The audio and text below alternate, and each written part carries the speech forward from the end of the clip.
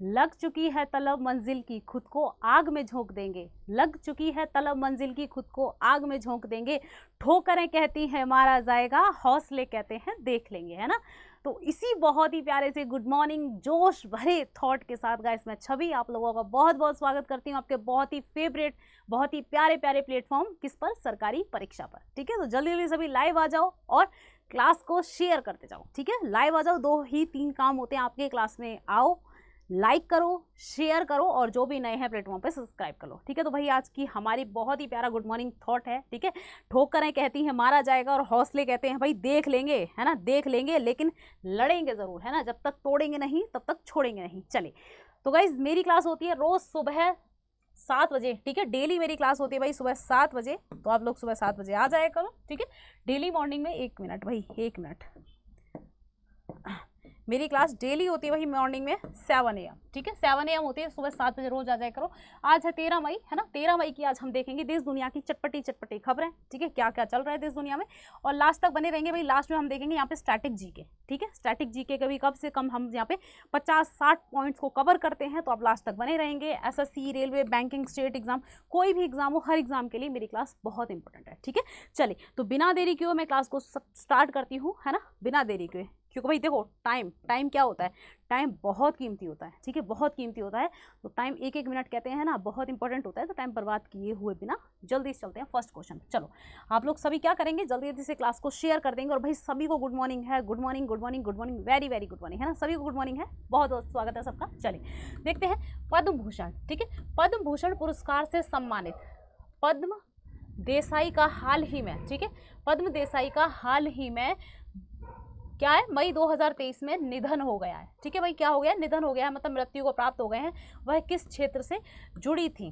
ठीक है, तो ये बताना है आपको किस क्षेत्र से जुड़ी थी। ठीक है, अब इनको कौन सा पुरस्कार मिला है, इस पद्म भूषण पुरस्कार से सम्मानित हैं। ठीक है, पद्म देसाई, इनका हाल ही में निधन हो गया है, ये किस क्षेत्र से जुड़ी थी। देखो गाइस, अभी मैं आपको बात करूं 2023 की। ठीक है, 2023 में हमारे जो पद्म पुरस्कार हैं, ठीक है, पद्म पुरस्कार, ठीक है, कितने दिए गए हैं, टोटल कितने दिए गए हैं, तो भाई टोटल ध्यान रखेंगे 106। ठीक है, 106 जो है कुल पद्म पुरस्कार दिए गए हैं 2023 में। सभी को पता है किसके द्वारा दिए जाते हैं भाई, किसके द्वारा दिए जाते हैं, राष्ट्रपति के द्वारा, है ना, राष्ट्रपति के द्वारा जो है पद्म पुरस्कारों की क्या की जाती है, घोषणा की जाती है, इनके द्वारा जो है वितरित किए जाते हैं। ठीक है, याद रखेंगे। कैसे हम बात करते हैं, पद्म पुरस्कारों को 3 पार्ट में बांटा जाता है। पहले है पद्म विभूषण। ठीक है, यहाँ ठीक है, पद्म विभूषण, पद्म विभूषण। ठीक है, दूसरे हैं पद्म भूषण, पद्म भूषण, और तीसरे हैं पद्मश्री, पद्मश्री। ठीक है, तो गाइस अब हम यहाँ पे ये देखेंगे कितने कितने लोगों को मिले हैं। ठीक है, टोटल हमारे मिले हैं, नंबर ऑफ टोटल कितने हैं, 106 हैं, है ना। पद्म विभूषण की बात करें गाइस, तो कितने व्यक्तियों को मिले हैं, ये 6 व्यक्तियों को। ठीक है, कितने व्यक्तियों को मिले हैं, ये मिले हैं आपके 6 व्यक्तियों को। पद्म विभूषण कितने, 6 व्यक्तियों को। मैं पद्म भूषण की बात करूं तो भाई कितने व्यक्तियों को मिले हैं, ये 91। ठीक है, 91 पर्सन्स को मिले हैं आपके पद्म भूषण। पद्मश्री की बात करें तो भाई कितने व्यक्तियों को मिले हैं, सॉरी, पद्मश्री मिले हैं 91 व्यक्तियों को, और हम बात करते हैं पद्म भूषण की तो कितनों को मिले हैं, ये मिले हैं 9 को। ठीक है, मैंने 91 यहाँ लिख दिया है, ये 9 व्यक्तियों को मिले हैं। ठीक है, तो ये चीज़ आपको याद रखनी है, कितने को मिले हैं भाई, 9 व्यक्तियों को। ठीक है, टोटल 106 व्यक्तियों को ये हमारे पुरस्कार दिए गए हैं। ठीक है, तो ये संख्या भी याद रखा करो, ये संख्या याद रखा करो, कितने किसको मिले हैं, टोटल कितने हैं। ठीक है, तो ये चीज़ याद रखनी है गाइस। अब अगर हम यहाँ पे लगाएं कि देश के सर्वोच्च सम्मानों को क्रम से लगाओ। ठीक है, तो याद रखेंगे यहाँ पे सर्वोच्च सम्मान नंबर 1 पे आता है हमारा, नंबर 1 पे कौन सा आता है, भारत रत्न, भारत रत्न। ठीक है, भारत रत्न जो पुरस्कार होता है गाइस, ये किस पे नंबर 1 पे आता है, नंबर सेकंड पे रहता है पद्म विभूषण, नंबर 3 पे रहता है पद्म भूषण, और नंबर 4 पे रहता है पद्मश्री। ठीक है, तो टॉप 4 अगर एग्जाम में लगवाए जाते हैं, टॉप 4 क्रम से लगाओ। ठीक है, इनमें क्रम से लगाने हैं तो सबसे बड़ा यही है, पद्म विभूषण है, सेकंड नंबर पे पद्म भूषण है, थर्ड नंबर पे पद्मश्री सबसे छोटा है। ठीक है, लेकिन हम टॉप अगर 3 की बात करें तो सबसे टॉप में कौन सा, भारत रत्न। ठीक है, फर्स्ट नंबर पे, सेकंड पे पद्म भूषण। ठीक है, टॉप 4 है, ध्यान रखेंगे, पद्म भूषण, फिर पद्म श्री, ठीक है, विभूषण भूषण श्री, विभूषण भूषण श्री।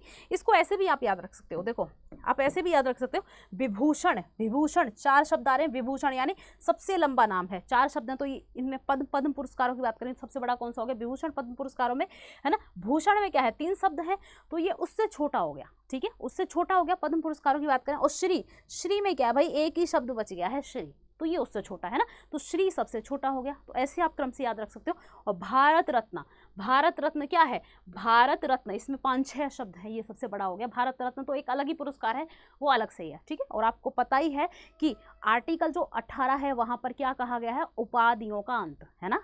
आर्टिकल, अगर हम 80 की बात करें भाई, आर्टिकल, है ना, आर्टिकल 18 में क्या कहा गया है, 18 में उपाधियों का अंत, कि कोई भी व्यक्ति अपने नाम के आगे कोई उपाधि नहीं लगाएगा, है ना, यही तो कहा गया है। देखो जैसे मान लो पद्म विभूषण लिखा हुआ है, भारत रत्न लिखा हुआ है, तो कभी भी ऐसे नहीं लिख सकते आपके भारत रत्न सचिन तेंदुलकर, भारत रत्न अटल बिहारी वाजपेयी, आपको ऐसे लिखना पड़ेगा भारत रत्न विजेता, बीच में विजेता लगाना पड़ेगा, भारत रत्न प्राप्तकर्ता, बीच में प्राप्तकर्ता लगाना पड़ेगा, भारत रत्न विजेता अटल बिहारी, भारत रत्न प्राप्तकर्ता सचिन तेंदुलकर। इस तरीके से आप लिख सकते हो, लेकिन आप डायरेक्ट नहीं लिख सकते। जैसे मेरा नाम छवि है तो मैं अपने नाम के आगे कोई उपाधि लगा दूं कि पद्मश्री छवि, ये नहीं, ठीक है, ये उपाधियों के अंत में आता है कि आप अपने नाम के आगे कोई उपाधि नहीं लगा सकते, ठीक है। अब लगाने को तो लोग लगा लेते हैं, लेकिन लगा नहीं सकते, ठीक है। भारत रत्न, भारत रत्न की बात करेंगे अभी हाल ही में किसको दिया गया, ठीक है, ये बहुत इंपॉर्टेंट है, ये भी थोड़ा सा याद रखें, किसको, सचिन तेंदुलकर को। भारत रत्न हाल ही में किसको दिया गया, सचिन को, सचिन तेंदुलकर,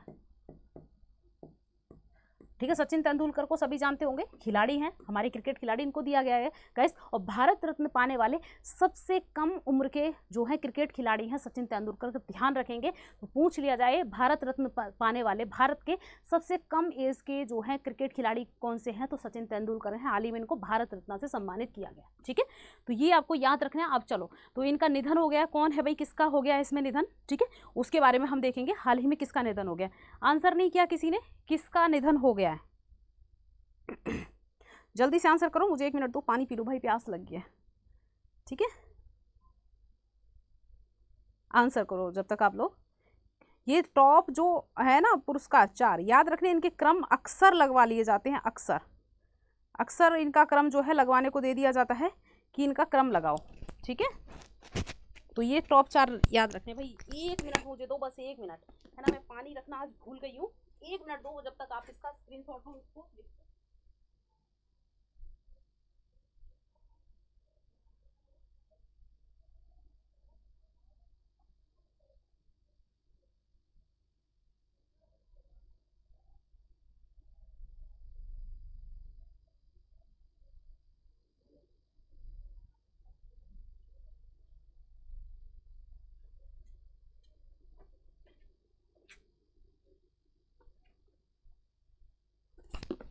ओके। चलिए, पानी रखना ही भूल गई थी आज तो मैं, चलो ठीक है। तो आंसर आई थोड़ा गैस कर लिया होगा आप ही लोगों ने, है ना, गैस कर ही लिया होगा। तो भाई कौन है, आंसर हमारा क्या होगा, डी, ठीक है। कौन होंगे, अर्थशास्त्र, ठीक है, अर्थशास्त्र। तो ये किस क्षेत्र से थी, अर्थशास्त्र से थी, तो ये चीज़ आपको याद रखनी, किससे थी, अर्थशास्त्र से जुड़ी हुई थी, ठीक है। आज पानी रखना भूल गई मैं, है ना, प्यास लग रही थी बहुत तेज। चलिए, वैसे मैं रख लेती हूँ, है ना, लेकिन आज भूल गई। तो वही अर्थशास्त्र से जुड़ी हुई थी, है ना। तो ये पद्म पुरस्कार विजेता है, इनका हाल ही में निधन हो गया, बस इनका इतना ही याद रखना है और इनके बारे में कुछ नहीं याद रखना। चलो देखते हैं। अच्छा, इनकी एक पुस्तक है, इसको भी थोड़ा सा याद रख लेंगे। 1968 में इन्होंने जगदीश भगवती के साथ इंडिया प्लानिंग फॉर इंडस्ट्रियलाइजेशन, ठीक है, नामक पुस्तक का भी सहलेखन किया। सहलेखन मतलब जगदीश भगवती भी इनके साथ हैं, ठीक है। इन्होंने क्या है, इनके साथ मिलकर इस पुस्तक को लिखा है, तो इसके बारे में ये थोड़ा सा इनके बारे में याद रख लेंगे, ठीक है। तो भाई इनका निधन हुआ है और ये क्या है, पद्म पुरस्कार विजेता है।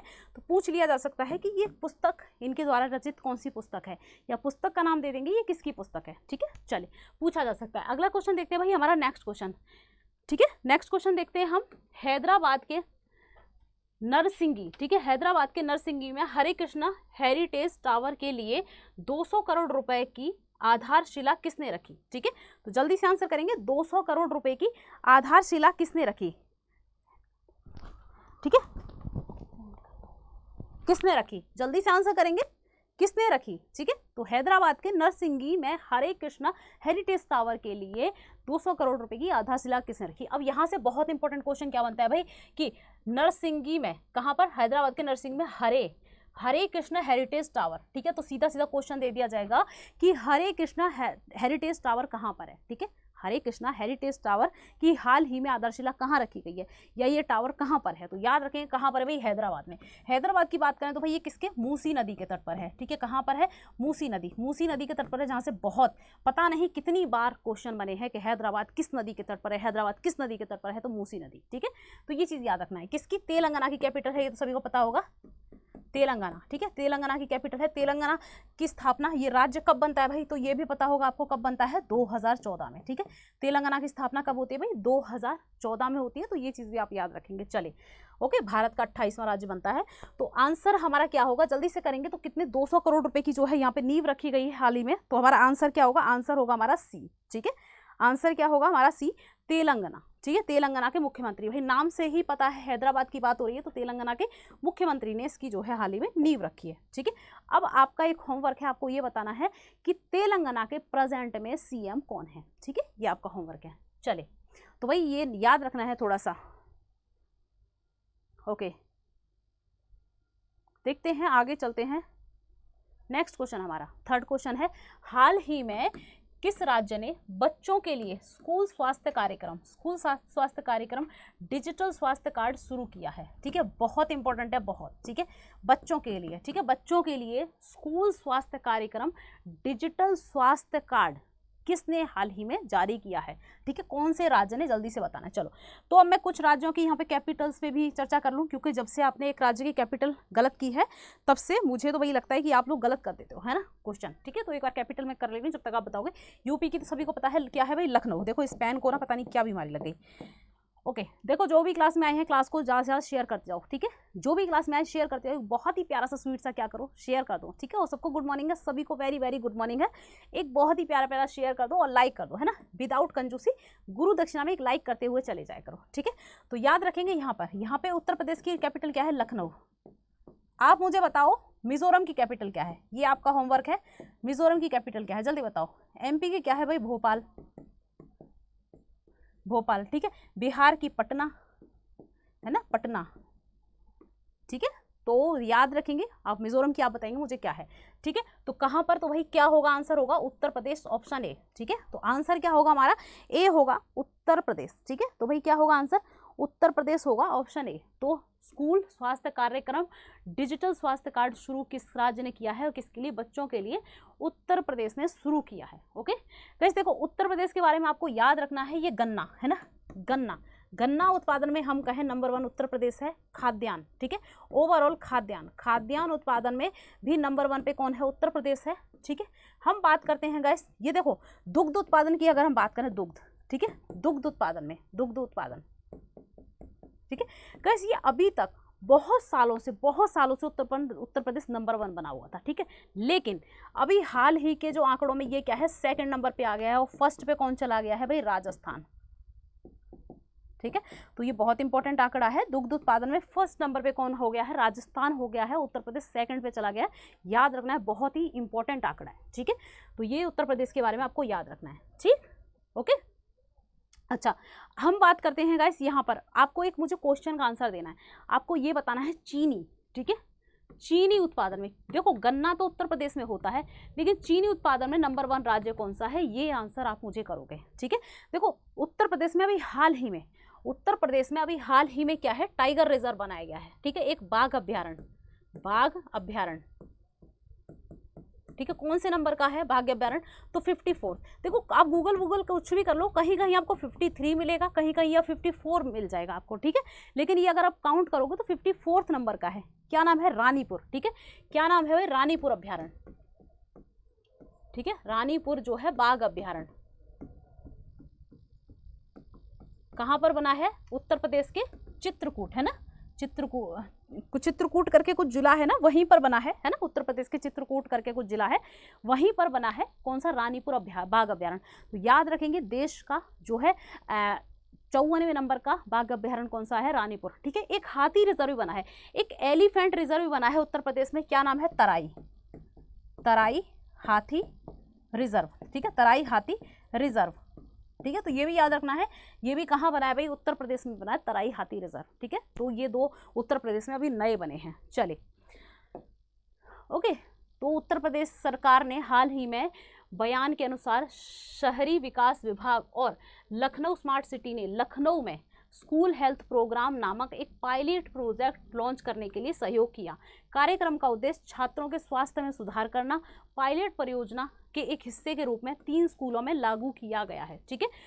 आप सभी को पता है सीएम कौन है भाई, योगी आदित्यनाथ है, ठीक है। उत्तर प्रदेश की राजधानी लखनऊ हम देख ही चुके हैं, ठीक है। उत्तर प्रदेश के राज्यपाल कौन है, आनंदीबेन पटेल हैं, ठीक है। कौन है, आनंदीबेन पटेल है। अब यहाँ पे आपको याद क्या करना है, ठीक है, लखनऊ में, कहाँ पर ये स्कूल हेल्थ प्रोग्राम कहाँ पर भाई, लखनऊ में लॉन्च किया गया है, लखनऊ में, ठीक है। तो सीधा सीधा पूछ लिया जाएगा उत्तर प्रदेश ही नहीं, भारत की किसी भी परीक्षा के लिए कि स्कूल हेल्थ प्रोग्राम किस राज्य ने लॉन्च किया है, उत्तर प्रदेश ने। कहाँ पर लॉन्च किया गया है, कहाँ पर इसका उद्घाटन किया गया है, लखनऊ में, ठीक है। एक मैं यहाँ पे आपको जो है शब्द समझा दूँ, पायलट प्रोजेक्ट, ठीक है। पायलट प्रोजेक्ट या पायलट परियोजना क्या होता है गाइस, पायलट प्रोजेक्ट या पायलट परियोजना वो होता है जो, मान लो मैंने कोई स्कीम चलाई, आपने कोई स्कीम चलाई, ठीक है। आपको डर है कि आप उस स्कीम को पूरे जो है कई जगहों पे, मान लो आप एक घर में रहते हैं ना, आपने कोई प्लानिंग की, कोई स्कीम चलाई अपने लेवल पे, आपकी फैमिली में 3-4 जॉइंट फैमिली है ना, आप क्या करोगे, आप पहले उसे अपने परिवार में जो है लागू करके देखोगे, तब तो आप अपने जो है चाचा ताऊ सबको बताओगे, क्योंकि आपको ये डर रहेगा कहीं स्कीम फेल हो गई तो। यही चीज़ सरकार के साथ होती है। सरकार क्या करती है, किसी भी प्रोजेक्ट या किसी भी स्कीम को पहले कुछ छोटे से क्षेत्र में चला के देखती है। देखो ये कह रहा है, इसने पहले 3 स्कूलों में इसे लागू किया है ना, सरकार ने क्या कहा है, स्कूल हेल्थ प्रोग्राम को पहले सिर्फ और सिर्फ 3 स्कूल में लागू किया। क्या उत्तर प्रदेश में सिर्फ 3 स्कूल है, नहीं, बहुत सारे, ठीक है, लेकिन उसने सिर्फ 3 स्कूलों में लागू किया। अगर ये इन 3 स्कूलों में सक्सेस हो जाती है तो फिर इसको क्या करेगा, उत्तर प्रदेश पूरे राज्य में जगह जगह स्कूलों में लागू कर देगा, ठीक है। तो पायलट प्रोजेक्ट यही होता है, पहले उसको किसी छोटे लेवल पे चला के देखा जाता है, अगर वो सक्सेस होता है तो उसे एक बड़े लेवल पे कर दिया जाता है। जैसे केंद्र सरकार कोई परियोजना चलाती है, ठीक है, उसको 1-2 राज्य में केंद्र सरकार सबसे पहले लागू करती है परियोजना को। आप हमेशा पढ़ते हो कोई परियोजना चलाई, 1-2 राज्य में लागू कर दी गई, ठीक है, अगर वो सक्सेस होती है तो फिर उसको सारे राज्यों में क्या है, केंद्र सरकार प्रोजेक्ट को लागू कर देती है, ठीक है। तो यही होता है पायलट प्रोजेक्ट। पायलट प्रोजेक्ट मतलब ट्रायल के तौर पर किसी छोटे स्थान पर उसको लागू करके देखना, अगर वो सक्सेस होती है तो उसको पूरे ब्रॉड लेवल पर लागू कर देना, ठीक है। तो पायलट प्रोजेक्ट अगर कोई पूछे तो आपको याद होना चाहिए। चलो, अब पायलट का मतलब ये मत समझना कि यहाँ पे मैम एरोप्लेन उड़ाने वाला पायलट, ठीक है, एरोप्लेन वाला पायलट नहीं है, ठीक है, तो याद रखना है। चलो, किस कंपनी के द्वारा भारत सहित 180 से अधिक देशों में अपने जेनरेटिव, ठीक है, जेनरेटिव AI चैटबॉट, ठीक है, AI चैटबॉट बार्ड के रोल आउट, ठीक है, करेगा। ये कह रहा है किस कंपनी के द्वारा भारत सहित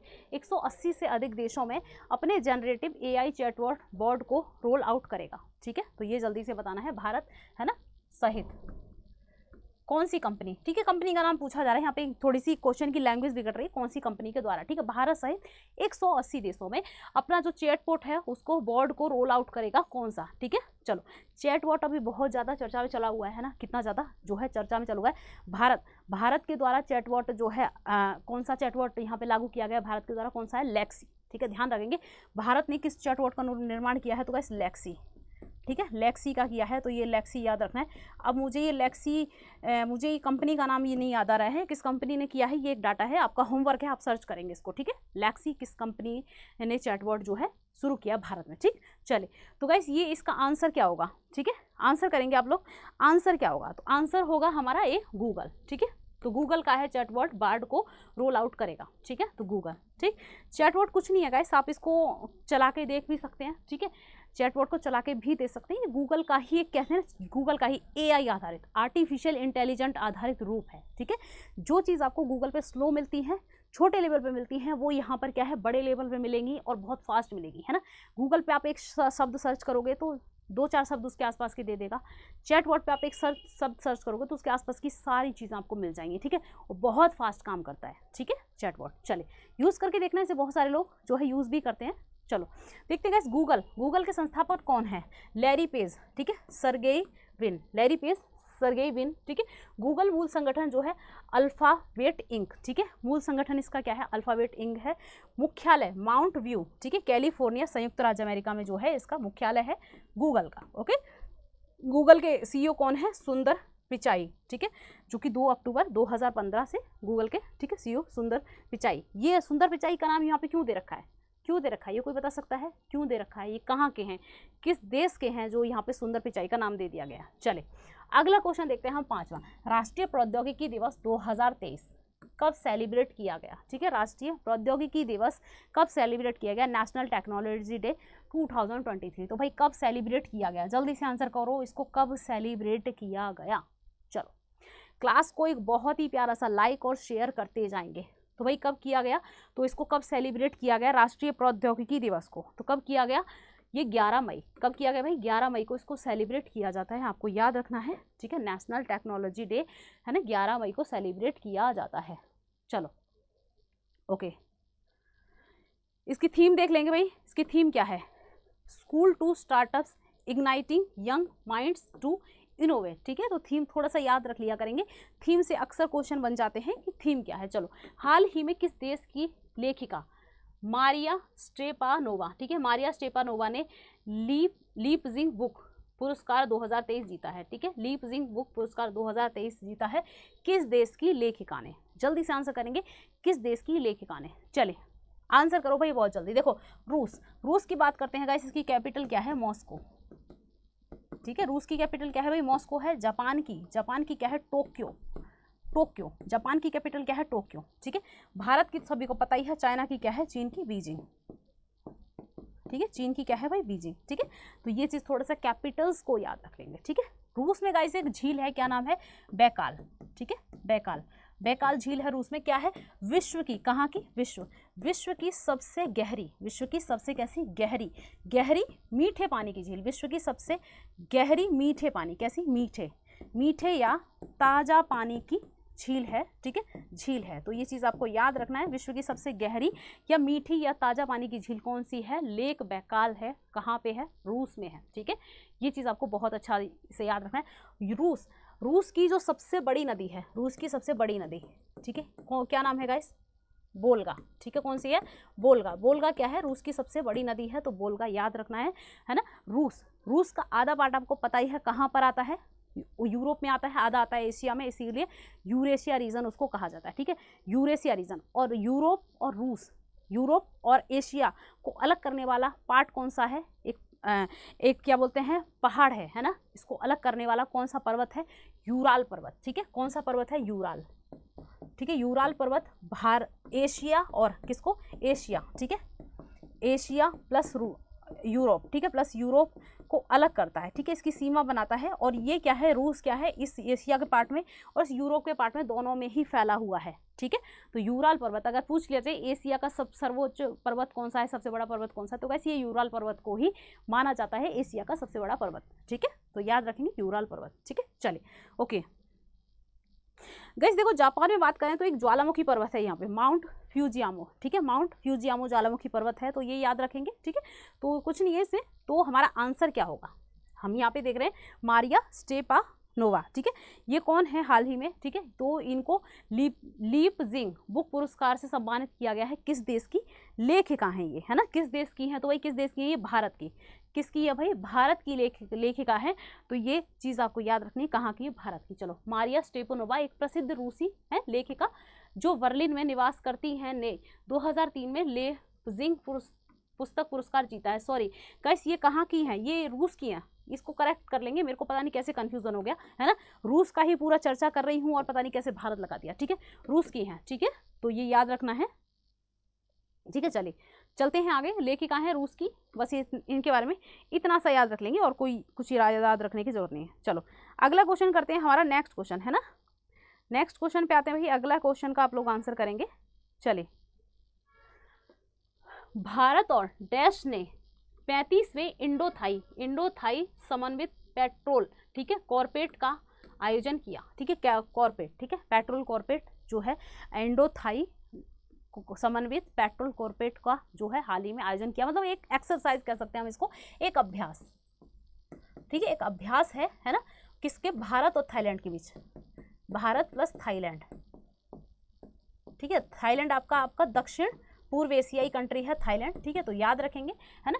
थाईलैंड की कैपिटल क्या है भाई? थाईलैंड की राजधानी बैंकॉक, ठीक है, बैंकॉक है थाईलैंड की कैपिटल, तो याद रखना है, ठीक है। तो इनके बीच में हाल ही में हुआ है, तो नाम से ही पता है किसके बीच में, भारत और थाईलैंड है ना, आंसर ही आ रहा है भारत और थाईलैंड, तो अंदर जाना ही नहीं हमें, बिल्कुल अंदर नहीं जाना है, ठीक है। हम बात करते हैं इस नेपाल की, तो इसकी कैपिटल क्या है, काठमांडू, ठीक है। काठमांडू क्या है, नेपाल की कैपिटल है। नेपाल और भारत के बीच में एक अभ्यास है सूर्य किरण, सूर्य किरण, ठीक है, सूर्य किरण अभ्यास है, याद रखेंगे। बस नेपाल और भारत के बीच में अक्सर सीमा विवाद चलता है, कहाँ पर चलता है, तो उत्तराखंड, उत्तराखंड में एक जगह है, एक नदी है, कौन सी है, काली नदी, ठीक है, काली नदी यानी ब्लैक रिवर, ठीक है, काली नदी, इसको लेकर भारत और नेपाल के बीच में हमेशा जो है विवाद चलता रहता है। उत्तराखंड कहता है कि काली नदी का उधर का भी हिस्सा मेरा है, अंदर टांग अड़ाता है, भारत कहता है नहीं तुम्हारा उधर ही का हिस्सा है। ये काली नदी क्या है, दोनों का बॉर्डर डिवाइड करती है, ठीक है। तो इनका अक्सर विवाद चलता रहता है। भूटान और भारत, भूटान में भारत के सहयोग से कौन सी परियोजना चल रही है, कौन सी, मैंने कई बार कराया है, कौन सी भाई, मांगदेछू, है ना। पहले तो भूटान की कैपिटल देखेंगे थिम्फू, कौन सी है, थिम्फू, है ना, भूटान की कैपिटल देखेंगे भाई थिम्फू है, ठीक है। भारत के सहयोग से भूटान में मांगदेछू, ठीक, मांगदेछू जल विद्युत परियोजना, जल विद्युत परियोजना चलाई जा रही है, तो ये चीज आपको याद रखनी है, मांगदेछू, ठीक है। तो भूटान में भारत के सहयोग से, ठीक है, ये चीज आपको बहुत अच्छे से याद रखनी है, ठीक है। पाकिस्तान की कैपिटल सभी को पता ही होगा भैया क्या है, इस्लामाबाद, ठीक है, इस्लामाबाद है पाकिस्तान की कैपिटल। देखो पाकिस्तान क्या है, अपनी आर्थिक स्थिति से जूझ रहा है, तो उसने अभी हाल ही में क्या कहा है, हमने अभी देखा था, कल परसों की क्लास में ही देखा था, पाकिस्तान ने क्या कहा है सऊदी अरब को, है ना, कि भाई तुम मेरा क्या है हज कोटा तुम संभाल लो, है ना, क्योंकि पाकिस्तान में बहुत ही ज़्यादा जो है इसकी कंडीशन खराब हो गई है ना, पाकिस्तान की, है ना, यहाँ पे बहुत ही ज़्यादा क्या आर्थिक जो आर्थिक क्या कहते हैं उसको, आपातकाल की स्थिति आ गई है ना। उसने सऊदी अरब को क्या है भाई तुम मेरा हज का कोटा संभाल लो, है ना, हज यात्रियों का। तो यहाँ से क्वेश्चन पूछा जा सकता है कि पाकिस्तान ने हाल ही में किसको अपना हज का कोटा स्थानांतरित कर दिया, दे दिया है, सऊदी अरब को, ठीक है। अभी कल परसों ही हमने क्वेश्चन देखा था। चलिए तो देखते हैं ये कुछ नहीं है, देख चुके हैं हम इसमें भारत और किसके, इंडो थाईलैंड के बीच में, ठीक है। थाईलैंड की राजधानी बैंकॉक है, बता चुकी हूँ। चलिए 8वां क्वेश्चन देखते हैं भाई। क्लास को एक बहुत ही प्यारा सा लाइक कर देंगे सभी, बहुत प्यारा प्यारा सा लाइक और शेयर करते जाएंगे, ठीक है। लाइक और शेयर करना ना भूला करो, ये आपकी रिस्पॉन्सिबिलिटी होती है, सोचा करो रिस्पॉन्सिबिलिटी, जैसे मेरी रिस्पॉन्सिबिलिटी होती है ना क्लास लेना, वैसे ही आपकी भी है। हाल ही में किसे भारत रत्न डॉक्टर अंबेडकर अवार्ड से सम्मानित किया गया है, ठीक है, भारत रत्न डॉक्टर अंबेडकर अवार्ड से सम्मानित किया गया है किसको, चलिए जल्दी से मुझे बताएंगे। भारत रत्न, देखो भारत रत्न, ठीक है, भारत रत्न के बारे में अभी हमने चर्चा की थी भाई, कौन था, किसको मिला था, सचिन तेंदुलकर को, है ना। भारत रत्न प्राप्त करने वाले, है ना, सबसे कम उम्र के खिलाड़ी, क्रिकेट खिलाड़ी कौन है, सचिन तेंदुलकर है, अभी हमने पीछे ही चर्चा की थी। चलिए तो किसको सम्मानित किया गया है, किसको सम्मानित किया गया है, ये आपको आंसर करना है। तो भाई किसको सम्मानित किया गया है ये आंसर करना है, तो किसको, योगी आदित्यनाथ को, ठीक है, योगी आदित्यनाथ को जो है भारत रत्न डॉक्टर अंबेडकर अवार्ड से सम्मानित किया गया, ठीक है। तो बहुत इंपॉर्टेंट है योगी आदित्यनाथ, तो एक तो वैसे ही चर्चा में छाए रहते हैं, है ना, कहाँ के, यूपी के भाई कौन है, सीएम है ना, यूपी के सीएम है, मुख्यमंत्री हैं, तो ये तो आपको याद ही होगा। यूपी के राष्ट्रपति कौन है अभी, आनंदीबेन पटेल,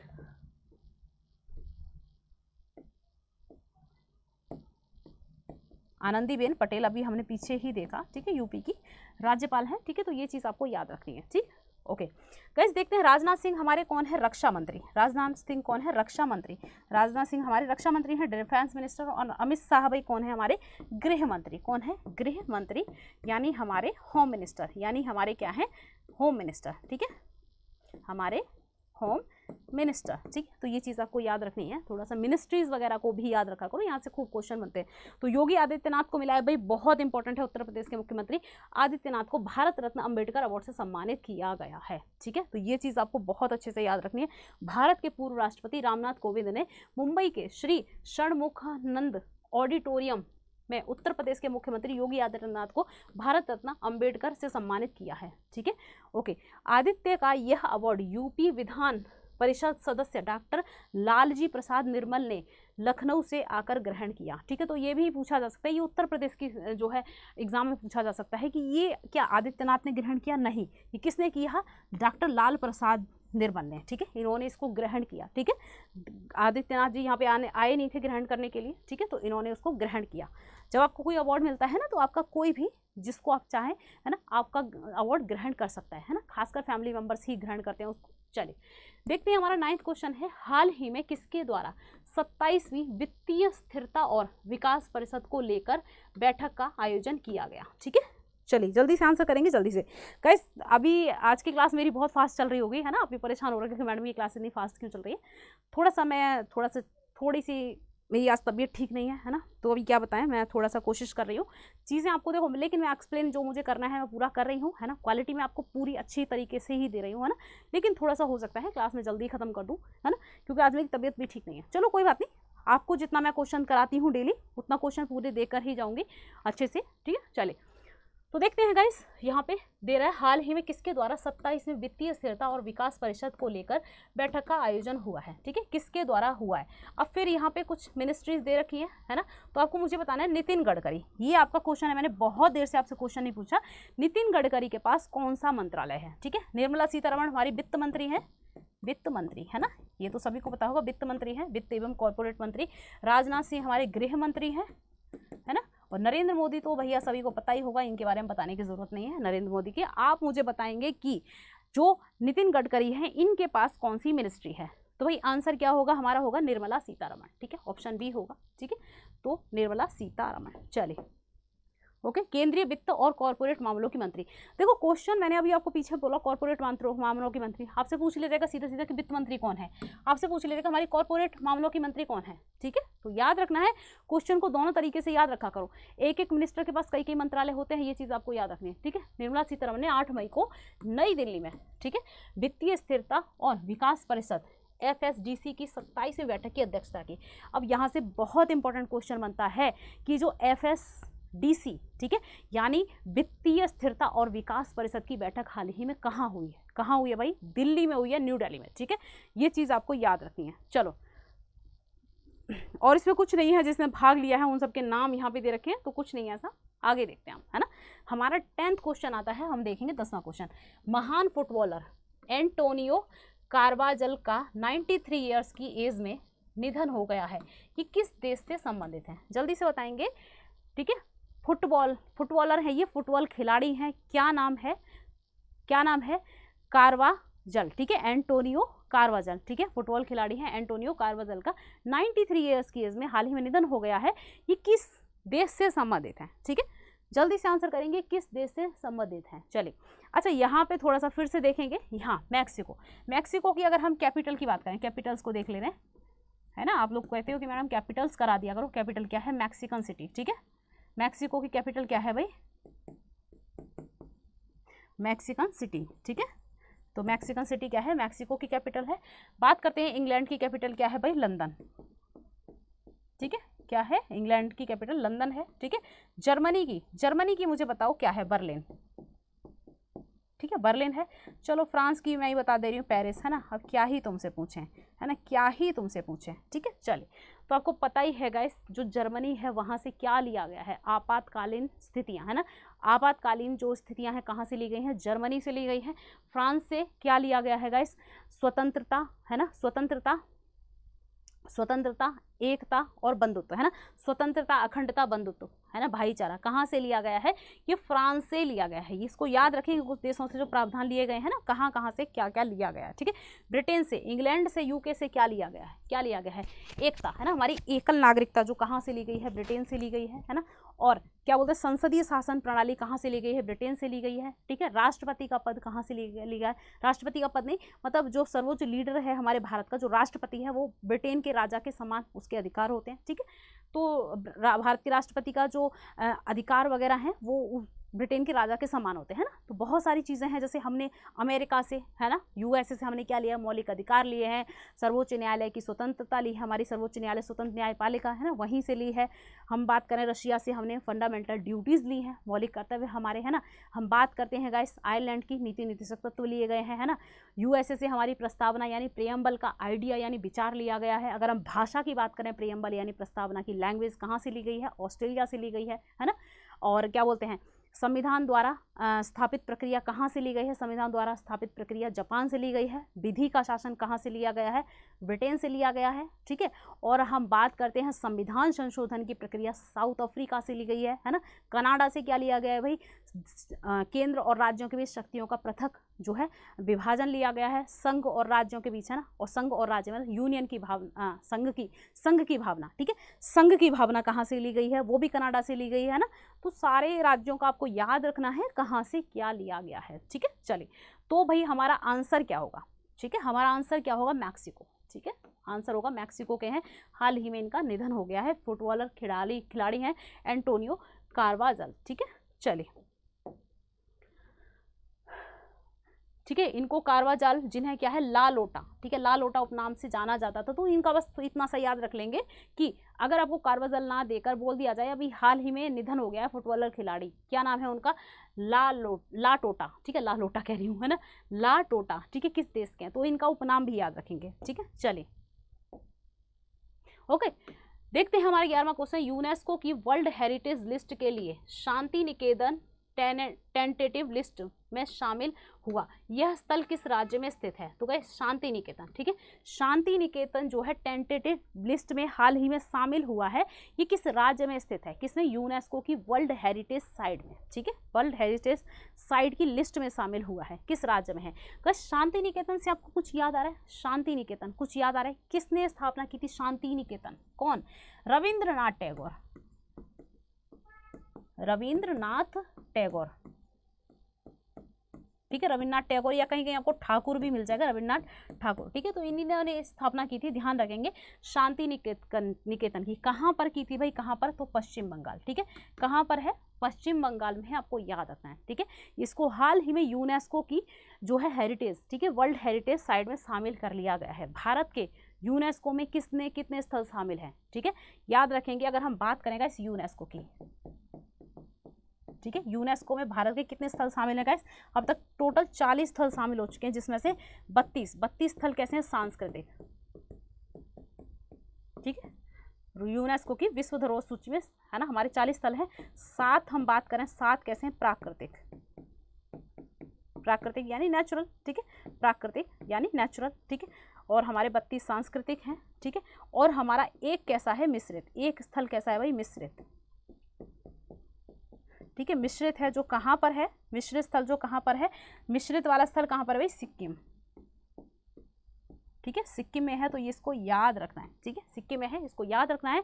सबसे लास्ट अभी 40वां स्थल हमारा कौन सा जोड़ा गया है भाई? सिंधु घाटी सभ्यता का स्थल है कौन सा? धौलावीरा,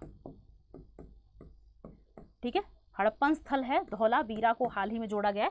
ये 14 नंबर का जो है स्थल है, ठीक है। तो ये थोड़ा सा आप याद रखेंगे। वर्ल्ड हेरिटेज साइट्स में यूनेस्को की जो विश्व धरोहर सूची में शामिल किए जाते हैं। चलिए, शांति निकेतन के बारे में बहुत अच्छे से याद रखना है गाइस, बहुत बहुत बहुत अच्छे से, वेरी वेरी इंपॉर्टेंट। देखो यहाँ पे दे भी रखे हैं 32 सांस्कृतिक, है ना, 32 सांस्कृतिक, इसमें से कुछ दे रखे हैं यहाँ पे नाम, है ना। 40 स्थान जोड़े गए हैं, जिसमें 7 नेचुरल हैं, है ना, एक क्या है? मिश्रित है। तो ये चीज़ें याद रखेंगे। चलिए, ओके, रविन्द्रनाथ टैगोर का है, ठीक है। शांति निकेतन के बारे में आपको याद रखना है। देखते हैं अगला क्वेश्चन। बैडमिंटन एशिया ने, ठीक है, बैडमिंटन एशिया ने डैश को तकनीकी अधिकारी समिति का अध्यक्ष नियुक्त किया है। तो भाई किसको नियुक्त किया है? तो यहाँ पे नियुक्ति हुई है, तो नियुक्ति से याद रखेंगे। देखो ततैया को देखो, ये देखो, काटोगी मुझे, है, काटोगी ऐसे उड़ रही है पंख फैला के, है ना, काट लेगी, पता भी नहीं चलेगा, काट लेती, सूझ जाता है, तो तैयार काट लेती है।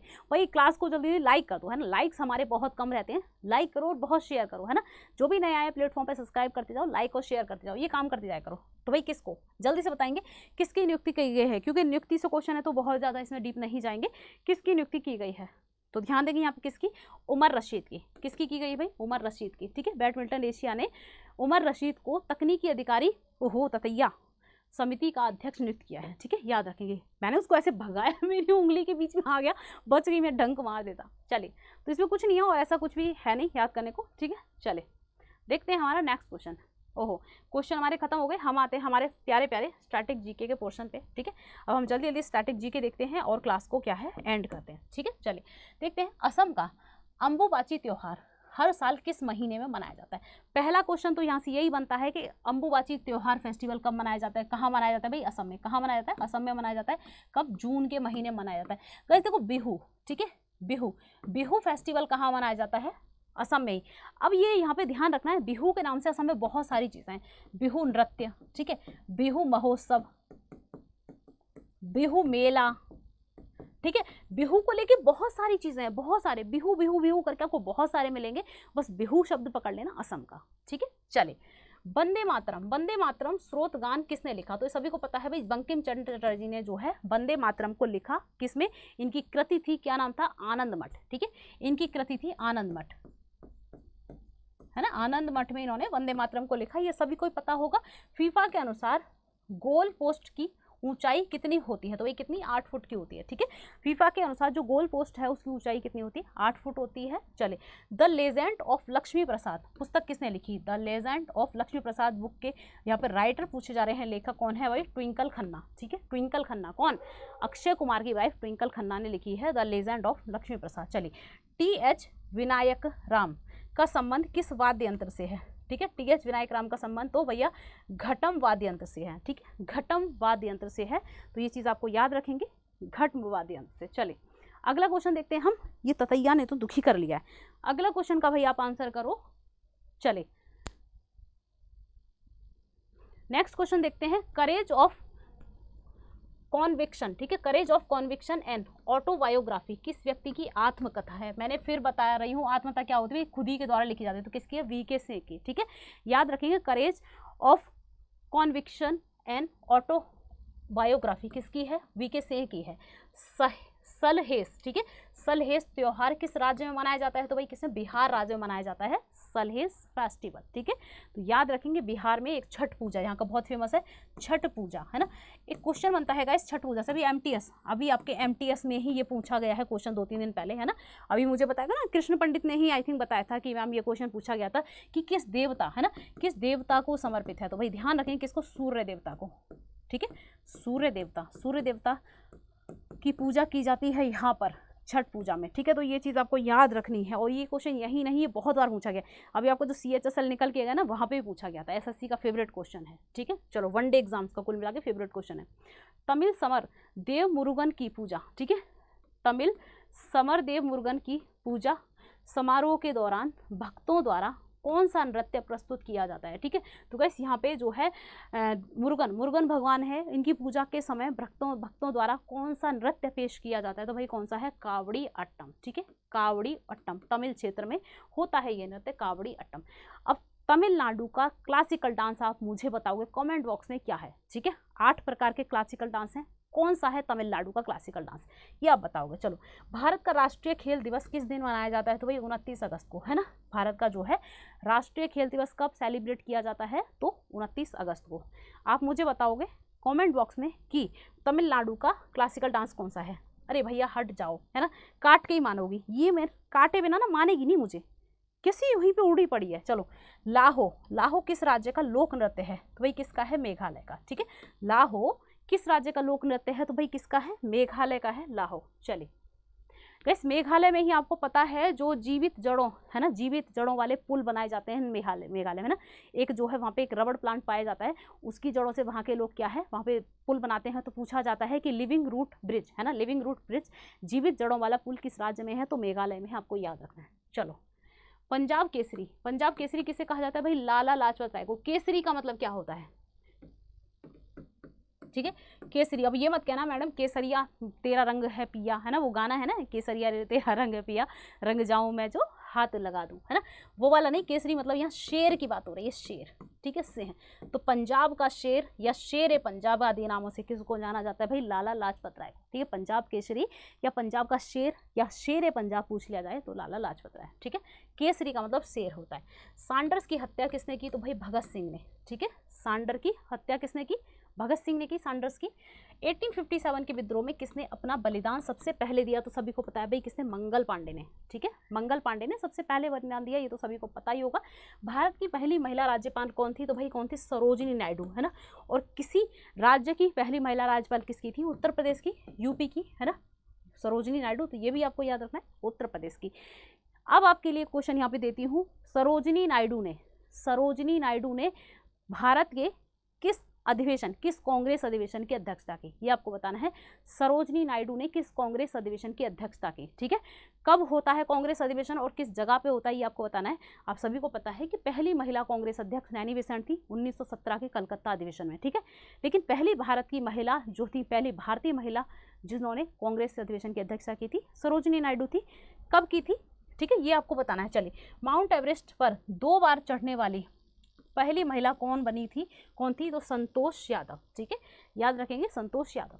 स्वामी दयानंद सरस्वती का मूल नाम क्या है भाई, मूल शंकर, ठीक है, इनका मूल नाम क्या है, मूल शंकर। इनका नारा है वेदों की ओर लौटो, ठीक है, वेदों की ओर लौटो इनका नारा है ना। इनकी एक पुस्तक है, क्या है, सत्यार्थ प्रकाश,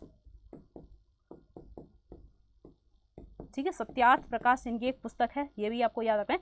स्वामी विवेकानंद की, ठीक है, स्वामी विवेकानंद की वेदों की ओर लौटो उनका नारा भी है, ठीक है। चलिए, ठीक है, इन्होंने एक संगठन की स्थापना की थी गाइस, कब की थी, 1875 में। ये आपका होमवर्क है, इन्होंने किस संगठन की स्थापना की थी, पुणे में की थी, ये सभी को पता ही है, पुणे में की थी। अब मैंने आपके लिए इतना इजी कर दिया, आपको ये बताना है किस संगठन की या किसकी इन्होंने संघ की स्थापना की थी, दयानंद सरस्वती ने, ठीक है। चलिए, वेदों की ओर लौटो इन्हीं का नारा है, देख चुके हैं। रामकृष्ण मिशन की स्थापना किसने की, तो भाई स्वामी विवेकानंद ने रामकृष्ण मिशन की स्थापना की, ठीक है। एक और की करते हैं भाई, इन्होंने एक और की किसकी, एक और की इन्होंने स्थापना की, किसने, स्वामी विवेकानंद ने, बेलूर मठ, ठीक है, एक और था बेलूर मठ, बेलूर मठ की भी इन्होंने स्थापना की, याद रखेंगे। रामकृष्ण परमहंस इनके गुरु थे, स्वामी विवेकानंद के, है ना।